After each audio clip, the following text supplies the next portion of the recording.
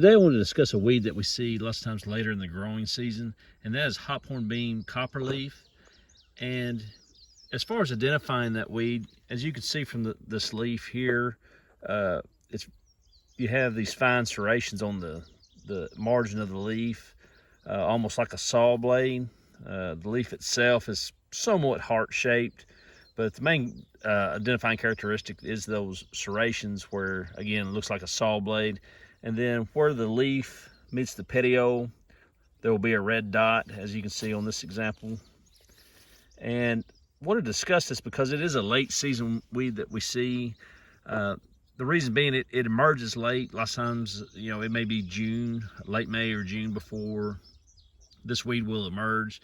And in corn or even in soybeans, lots of times that'll be after our residual has played out, and it'll even come up after our post application. So lots of times you'll see this more commonly later in the season. There's several herbicides that can control it, Roundup, Liberty, to name a couple, but it will continue to emerge, especially if you have a thin spot in your beans or corn. It can also come up late in corn as the corn is drying down. So again, just wanted to kind of highlight this weed. Again, the Hophornbeam Copperleaf.